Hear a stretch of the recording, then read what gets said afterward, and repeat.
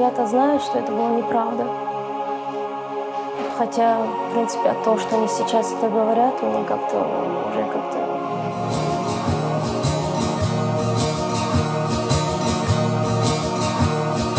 Daharia, wey khastu ashpana mokhbercha, wey tzagush, rosh hashna khanzamaya. Mucho tiempo. Sí. Bueno, pues nada, muy agradable estar en tu casa. Adelante. Joder, que esto es un museo, ¿eh? Sí. Muchos recuerdos. Sí, de los viajes. Bueno, pues vamos a contar algunos de ellos. Sí.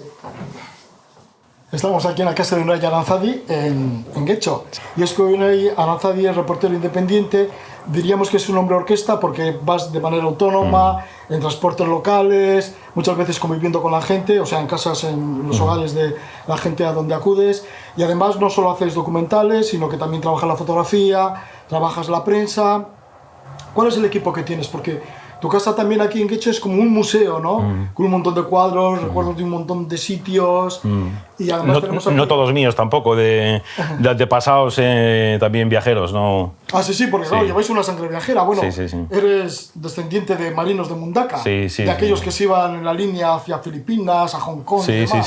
sí, por ahí andaban. Sí. Tu bisabuelo, ¿no? Dos bisabuelos por dos lados, y tatarabuelos sí, que andaban ahí décadas en Hong Kong, Cuba, Galveston, Liverpool. Sí. Sí, también tienes recuerdos de un machete, por ejemplo, en la selva venezolana. Mi abuelo estuvo exiliado en Venezuela, sí. Sí.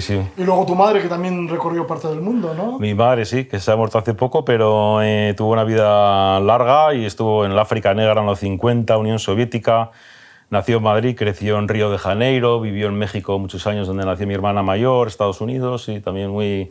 El viaje ha sido aquello que siempre quería desde pequeño, porque me venía desde arriba tantas historias, tantos mitos que se van creando, alimentado un poco por el National Geographic de mi padre, Tintín, Corto Maltés y eso, pues bueno, eso era lo que buscaba uno. Empezaste en 1994 en Gaza, en Palestina. ¿Cómo has ido recorriendo el mundo desde entonces, desde 1994? Por ejemplo, en el 2004 estuviste también en Colombia, que eso te marcó un montón. Sí, en los 90 empecé viajando por Oriente Medio. Palestina fue lo primero, cuando era casi saliendo muy joven. Y ese fue para mí todo un aprendizaje. Luego, digamos que mi bautismo de fuego fue... antes de la invasión de Irak, en el año 2001-2002 hubo una guerra en las montañas entre Irak e Irán, hoy en día ya muy olvidada, pero fue una guerrita interesante entre un grupo islámico que se llamaba Ansar al-Islam. Ahí fue cuando conocí pues, lo que era ir a un frente que caían morteros y se disparaba y tal, y también conocí lo que era contar una historia que no se conocía apenas, porque el acceso allí era...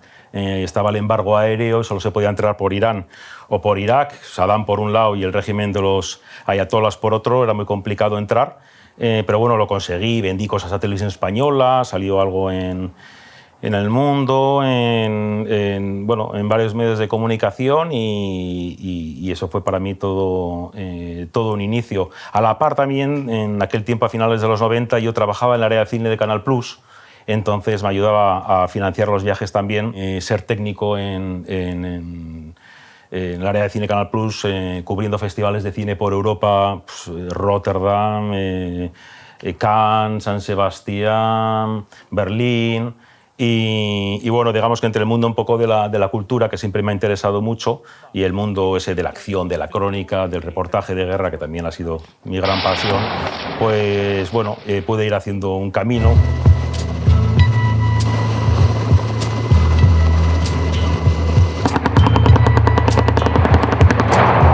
Something happening here, but what it is ain't exactly clear.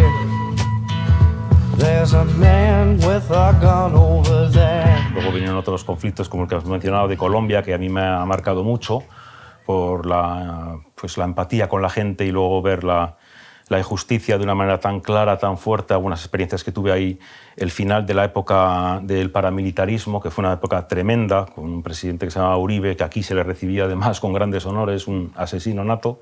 Y también, pues bueno, eso hizo que que no pudiera entender el caminar periodístico sin un acompañamiento también un poco político a procesos que se estaban abriendo en América Latina y que creo que fue importante pues bueno, ponerle el pecho a la brisa y ayudar en lo que se podía. El cadáver ingresa como cuerpo no identificado, recogido en la vereda Galacias de Tame. Ingresa en 2 bolsas plásticas, sellado y rotulado. ¿Y por quién? Lo trae el ejército. Por ejemplo, en 1994, como decíamos, estuviste ahí en Colombia con los desplazados y cambió un poco tu filosofía, ¿no?, de reportero, porque ya ahí te involucraste todavía más. Sí, ¿no? sí, o sea, sí que traté yo en toda la medida que pude comprometerme y caminar, literalmente caminar junto a ellos en todo el sentido de la palabra, ¿no? O sea, no simplemente acompañarlos con la cámara, grabarlos y luego tratar de vender alguna historia por ahí, sino acompañarlos con las organizaciones que les estaban ayudando, con toda la labor de sensibilización y visibilización que merecían aquí, con el trabajo de incidencia política, no solo hacer el vampirismo de ir a sacar una buena historia y marcharte. Además, en lugares como San José de Apartadó, habían macheteado, habían matado a 8 personas, la mitad de ellos niños pequeños, ¿no? Estaban desplazados fuera del pueblo y estuve durmiendo con ellos ahí varias semanas. Gente, mamás a la que tenías durmiendo al lado, a la que le habían cortado con una motosierra a su hijo de 4 años, ¿no? Entonces, claro, todo eso a mí, evidentemente, me marcó muchísimo mi devenir como periodista de los siguientes pues, 10-20 años. Sí, porque, por ejemplo, en Afganistán has estado, creo que en 2 ocasiones. Una de ellas en Kandahar, justamente, que era una ciudad, bueno, Kandahar, que fue la antigua capital de Afganistán, Sí. bueno, Kabul, Sí. y ahí estuviste cuando estaba tomada por los talibanes, ¿no? Era un reducto talibán. Sí. Y para entrar allí, ¿cómo hacías? Porque muchas veces sí que te has camuflado, ¿no? Me he camuflado muchas Has veces, camuflado, sí. por ejemplo, el equipo, Sí. un equipo Sí. muy pequeño que ocupa una Sí. mochila nada más. Sí. Pero, claro, porque vas, ya hemos dicho, de manera autónoma. Sí. Pero ¿cómo lo hacías para camuflarte y para entrar y meterte dentro del mundo talibán? Incluso has entrevistado a talibanes armados. Sí, sí, sí, sí. Y fue, pues, bueno, vistiéndote de afgano, como se suele hacer en Afganistán, aunque ya la gente tiende mucho a disfrazarse cuando no hay necesidad, pero bueno. Pero sí, en aquel tiempo había que vestirse de afgano, digamos, tener algo clave, que era un fixer, un intérprete, chofer. Si es intérprete y chofer a la vez, mejor, porque es más barato para ti. Y en el cual, pues bueno, confiabas plenamente porque este era el tipo que te iba a meter hasta las entrañas pues, de Herat, las montañas de Herat, Badghis, donde estuve con los para entrevistar a estos talibanes que salían al país en televisión española, o para estar en Kandahar, o para estar en bueno, diferentes etapas, diferentes lugares. Es la forma, ¿no?, depositar toda tu confianza en una persona que te va metiendo y, bueno, rezar por salir con la historia de vuelta. Ya, ¿y cómo sales de esas historias? ¿Has salido de todas? Bueno, estás aquí presente. Sí. Si alguna vez te has encontrado en situaciones que dices, bueno, me he metido en un lío, ¿qué hora cómo salgo de aquí? Porque Sí. esto va a ser dificilísimo. Sí. No sé si fue en Kandahar o en algún otro sitio.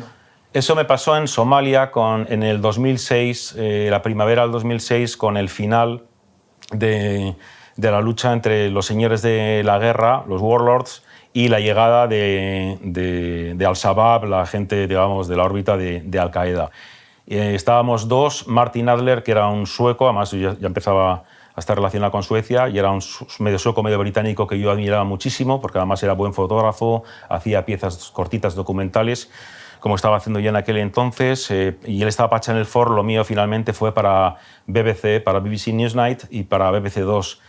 Y fue horrible, estamos los 2 únicos extranjeros en todo el país, y a él lo mataron. Y aquello me impactó mucho, no solo por su muerte, no solo por salir del país en un avión de CAT, porque se entraba literalmente... Yo aterricé en el kilómetro 50, era una pista de tierra en la que se aterrizaba, o sea, no había ni aeropuerto funcional. Y poder salir, y a la hora de salir, el mercado de la información, cómo se vendió por 20 y pico mil euros de la época, 20 y pico mil libras, ya no me acuerdo, mi historia, pues claro, eso también me dio mucho que pensar, ¿no? O sea... Se muere aquí mi compañero, entonces la información mía es mucho más valiosa. El tema de la competitividad en el periodismo es tremendo. Yo desde hace un tiempo vivo muy apartado de eso, muy tranquilo. No tengo ni redes sociales y bueno, no me interesa esa visión tan comercial del oficio. Ya. Y luego tantos años de oficio también como reportero, pues te ha llevado a conocer países en diferentes fases y en Sí. diferentes periodos históricos. Por ejemplo, en Ucrania, ¿no? Porque en Sí. Ucrania tiene muchos contactos. Sí, en Ucrania la he conocido con el Maidán, con aquella... bueno, Revolución naranja, ¿no? sí, ahora lo llaman revolución, o golpe de Estado. Ya me gustaría que se pudiese hacer algo así en otros países de Europa, veremos cómo lo llamarían. Pero sí, esa deposición violenta de un presidente electo. Y bueno, pues hasta este año pues he tratado de ir todos los años desde entonces, la independencia o la toma de Crimea, la matanza de sindicalistas en Odessa, el Donbass desde sus inicios. Y sí, la verdad es que es un país que me interesa muchísimo. Creo que la narrativa que nos están dando es un plato único que va a caer, no va a resistir a la historia, que raya en lo ridículo, pese a que todos sabemos que hay un principio claro, que es que hay una invasión que viola todo el derecho internacional y es brutal. Eso es un principio que nadie lo pone en duda, pero a partir de ahí habría mucho periodismo por hacer. Ya, por eso lo vemos casi... Las noticias solo se ven de un bando, ¿no? Absolutamente, y bueno, es que son millones. Y caras igual, ¿no? Sí, ucranianos que están en el otro lado, en la otra cara de la moneda. Y que a partir del Maidán se sintieron excluidos y por eso empezaron todo el proceso que empezaron en el este del país, ¿no? Yo tengo vivencias personales casi que las podría contar de estar, porque a mí además me invitaron también al Festival de Cine Documental mientras era el Maidán en Kiev, que fue una experiencia alucinante, y tengo experiencias de estar yo de noche tomando algo y con unas chicas rusas en un bar y de repente unos energúmenos enfrente empezar a montarles un pollo de órdago porque hablaban ruso y tal, y son experiencias que yo las he visto, yo las he vivido desde hace ya, pues eso, casi 10 años viajando al país.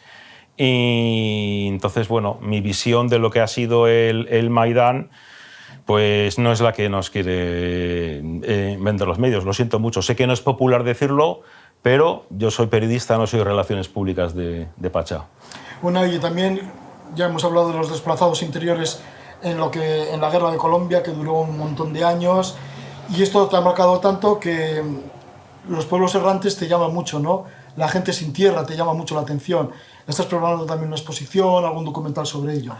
Sí, he terminado un documental ahora para la Agencia Asturiana de Cooperación sobre gente desterrada en el mundo. Es un trabajo yo como freelance, que tenemos que ser siempre así muy vivos, muy planificadores, muy ratillas para sobrevivir en este oficio tan duro. Pues fui haciendo retratos fotográficos, haciendo vídeo a lo largo y ancho del mundo, aprovechando mis viajes, de personas en situación de desplazamiento por muchos motivos, por motivos de multinacionales que los desplazaban, por conflictos, por radiación en el caso de Japón, Fukushima, por limpieza étnica en el caso de los gitanos que fueron expulsados del Kosovo independiente. Entonces fui sumando una serie de material, retratos fotográficos. Yo viajaba con unos flashes portátiles, un fondo blanco. Y bueno, he hecho un documental y pronto haremos la exposición fotográfica también. Siempre así, Roger, tú que me conoces desde hace más de 20 años de mis viajes y tal, pues ya sabes, siempre tratando de optimizar los recursos que se tienen y haciendo lo máximo de lo poquito que uno tiene. Ya que tenemos la suerte y la gentileza de que nos has invitado a tu casa aquí en Getxo, Sí. que está lleno de recuerdos con todos estos cuadros, con tantos objetos, tanto familiares, Sí. de la vida familiar tan Sí. aventurera que habéis tenido desde Sí. a los antepasados Sí. hasta hoy en día. Bueno, entre otras cosas, por ejemplo, aquí tenemos un casco de soldado, ¿no? Bueno, de prensa, me imagino. Sí, me da un poco de pudor estas cosas porque bueno, yo ya no le tengo ningún respeto a la profesión de reportero de guerra. Me parece que es ya un deporte de riesgo. Hay tanta gente ya cuando vas a las guerras que ya no es lo de, no sé, no es lo de antes. Sí, un casco, Bueno, chaleco antibalas que ya ni llevo este año cuando estaba ahí en Ucrania en el frente del Donbass, ya ni lo llevaba con las placas porque cuesta mucho llevarlo en el avión, no se puede correr, yo prefiero correr, así que casi no lo... O sea, que prefieres correr antes Sí. de llevar el chaleco antibalas, Sí, que por sí. cierto pesa muchísimo, es como una coraza. ¡Buah! Claro, es que tiene aquí las placas, tiene unas placas aquí nivel 4, esto es fragmentación, y dentro tiene una placa que es para para calibre 7,62 y el 5 con algo del M16. Entonces esa es la placa. Pero el resto de fragmentación, que en una guerra de frentes, por ejemplo, como la de Ucrania, la fragmentación yo creo que es suficiente porque ha habido menos periodistas muertos por bala que por otra cosa. Así que yo lo llevo sin las placas.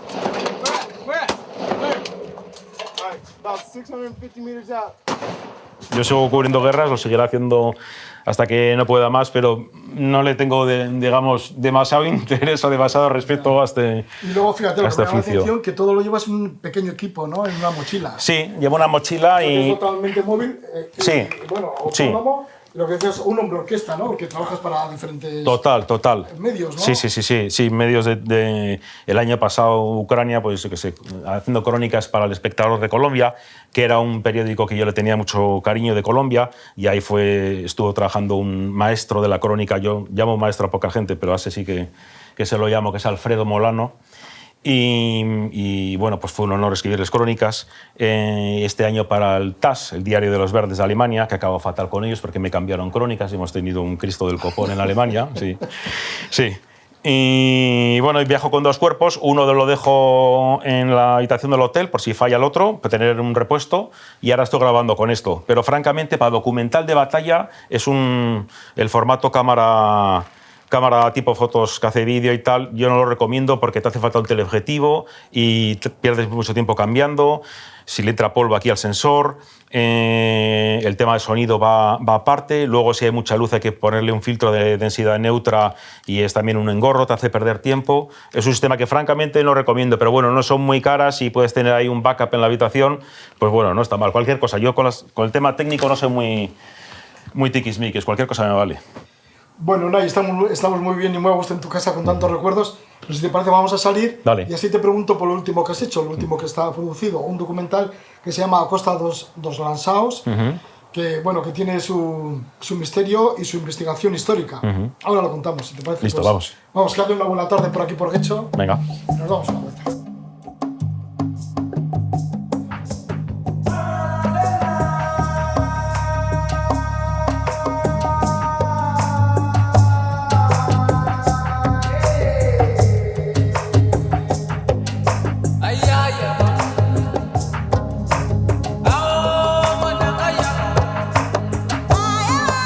Bueno, hay avanzado y el último que has producido, que has grabado y que ya se puede ver es La Costa dos Lançados, que es una historia que llega de siglos anteriores, una historia bien bonita, bastante desconocida, pero que sin embargo tú lo ligas con la actualidad. Sí, A Costa dos Lançados es un documental que trata sobre 2 realidades, una del pasado y otra del presente, y la paradoja que existe entre ellas. La del pasado es la historia desconocida, una auténtica odisea, olvidada por la historia, de aquellos primerísimos europeos que penetraron los ríos del África subsahariana. Estos hombres eran cristianos novos, en su mayoría judíos, que fueron expulsados de la península ibérica, del Reino de Portugal, y Enrique el Navegante y los sucesivos reyes del Reino de Portugal les fueron dando la oportunidad a estos judíos conversos de encontrar un futuro, casi como única salida, penetrando los ríos de lo que es actualmente Gambia, la zona del Casamance en Senegal y sobre todo Guinea-Bissau. Estos tipos eran unos personajes absolutamente, fantásticos. Se metía río adentro con una canoa y empezaban a establecer las primerísimas relaciones que se han dado en la historia con reyes, con próceres locales de los diferentes reinos que había en esa zona, que entonces era la zona del reino de Cabunqué. Y bueno, estos lanzados se vieron obligados, porque fueron expulsados de la península ibérica, a embarcarse en esa vida como única salida, ¿no? Y fueron personajes muy estigmatizados en su tiempo.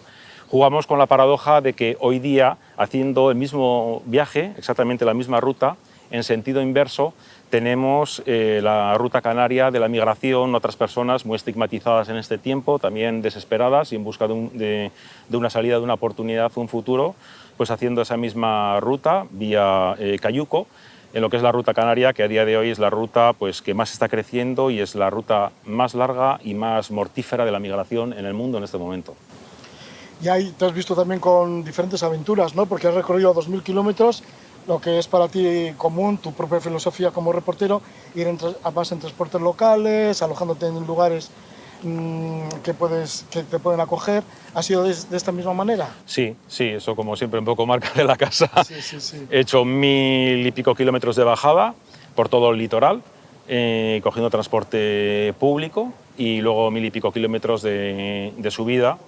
Y sí, he dormido en sitios curiosos, desde un museo de la esclavitud, que me dejaron dormir allí en una cama, hasta en lugares absolutamente increíbles, como es la ciudad de Bolama, en la isla de Bolama, que fue la capital del Portugal colonial en África Occidental, y hoy está totalmente derruido, solo se puede llegar en cayuco. Tiene un monumento a Mussolini que se cae a pedazos y que le dedicaron en los años 30, un cine abandonado, todo ahí está abandonado. Ahí encontré también un hueco para poder grabar y producir esta historia. Sí, ha sido, como siempre, con pocos medios y muchas ganas. Y también con el denominador común de los pueblos errantes, ¿no? Sí. De la gente sin tierra. Sí, que es algo que siempre me ha interesado, sí, combinado también un poco con trabajo de memoria, con trabajo un poco de identidad, las negritudes, es algo de lo que he aprendido mucho en este viaje, y yo creo que se aprende bastante en el documental, y el tema también de la trata, la esclavitud, se trabaja bastante y queda muy visibilizado en el trabajo. Se muestra la esclavitud también moderna, como es el caso hoy día de niños de familias pobres que tienen que pedir limosna para pagarle a su maestro coránico de una pequeña madrasa, al morabito. Tienen que pagarle todos los días un tributo para que les enseñe el Corán y les deje vivir en unas condiciones paupérrimas, en el suelo, comiendo un plato de arroz al día. Y bueno, pues las organizaciones internacionales de derechos humanos y que trabajan contra la esclavitud, que sigue existiendo hoy, pues lo tienen definido como uno de los peores casos de esclavitud moderna, y es muy triste que se siga produciendo esto en los mismos lugares desde los cuales, mismos puertos, mismas ciudades, desde los cuales salieron un montón de esclavos hacia el continente americano o España. Pues muchas gracias por mostrarnos todas estas cosas que has aprendido en el mundo, que has ido en busca de ellas para darlas a conocer. Muchísimas gracias, Unai Aranzadi, A ti, por estar con nosotros, reportero, y que sigan tus andanzas por el mundo. Que te vaya muy bien, Unai. A ti también, Roger, gracias.